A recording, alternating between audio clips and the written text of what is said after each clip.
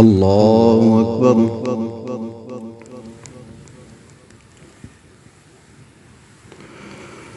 الحمد لله رب العالمين الرحمن الرحيم مالك يوم الدين.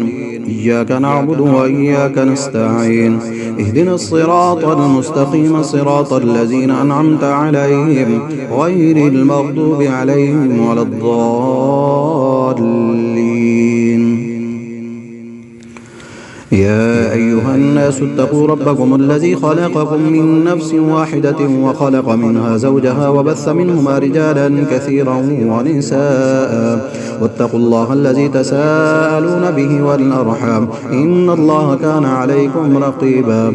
وآتوا اليتامى أموالهم ولا تتبدلوا الخبيث بالطيب ولا تأكلوا أموالهم إلى أموالكم إنه كان حوبا كبيرا.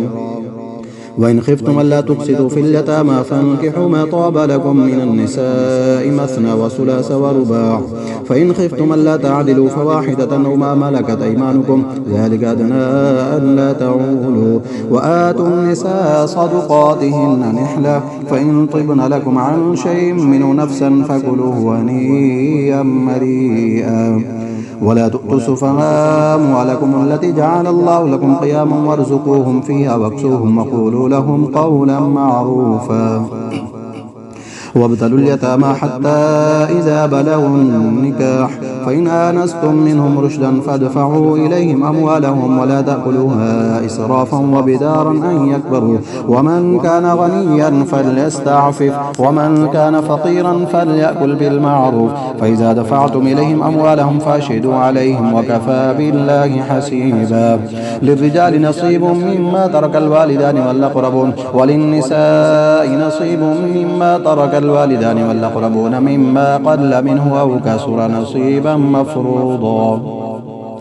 وإذا حضر القسمة أولو القربى واليتامى والمساكين فارزقوهم منه وقولوا لهم قولا معروفا. وليخشى الذين لو تركوا من خلفهم ذرية ضعافا خافوا عليهم فليتقوا الله وليقولوا قولا سديدا. إن الذين يأكلون أموال اليتامى ظلما إنما يأكلون في بطونهم نارا وسيصلون سعيرا.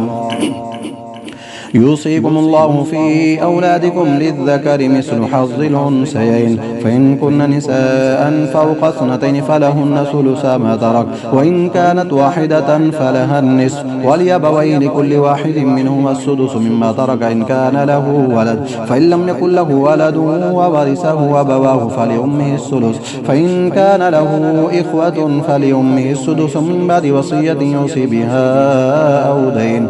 آباؤكم أبناؤكم لا تدرون أيهم أقرب لكم نفعا فريضة من الله إن الله كان عليما حكيما.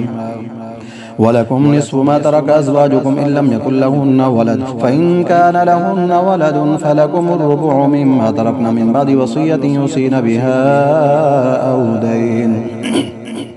ولهن الربع مما تركتم إن لم يكن لكم ولد فإن كان لكم ولد فلهن الثمن مما تركتم من بعد وصية توصون بها أو دين. وإن كان رجل يورث كلالة أو امرأة وله أخ أو أخت فلكل واحد منهما السدس فإن كانوا أكثر من ذلك فهم شركاء في الثلث من بعد وصية يوصى بها أو دين غير مضار وصية من الله والله عليم حليم. تلك حدود الله ومن يطع الله ورسوله يدخله جنات تجري من تحت الأنهار خالدين فيها وذلك الفوز العظيم. ومن يعص الله ورسوله ويتعد حدوده يدخله نارا خالدا فيها وله عذاب مهين. واللاتي يأتين الفاحشة من نسائكم فاستشهدوا عليهن 4 منكم فإن شهدوا فأمسكوهن في البيوت حتى يتوفاهن الموت أو يجعل الله لهن سبيلا. واللذان يأتيان منكم فازوهما فإن تابا وأصلحا فأعرضوا عنهما إن الله كان توابا رحيما. إنما التوبة على الله للذين يعملون السوء بجهالة ثم يتوبون من قريب فأولئك يتوب الله عليهم وكان الله عليما حكيما. وليست التوبة للذين يعملون السيئات حتى إذا حضر أحدهم الموت قال إني تبت الآن ولا الذين يموتون وهم كفار أولئك أعتدنا لهم عذابا أليما. يا أيها الذين آمنوا لا يحل لكم أن ترثوا النساء كرها ولا تعضلوهن لتذهبوا ببعض ما آتيتموهن إلا أن يأتين بفاحشة مبينة وعاشروهن بالمعروف فإن كرهتموهن فعسى أن تكرهوا شيئا ويجعل الله فيه خيرا كثيرا. وإن أردتم استبدال زوج مكان زوج وآتيتم إحداهن قنطارا فلا تأخذوا منه شيئا أتأخذونه بهتانا وإثما مبينا. وكيف تأخذونه وقد أفضى بعضكم إلى بعض وأخذن منكم ميثاقا غليظا. ولا تنكحوا ما نكح آباؤكم من النساء إلا ما قد سلف إنه كان فاحشة ومقتا وساء سبيلا.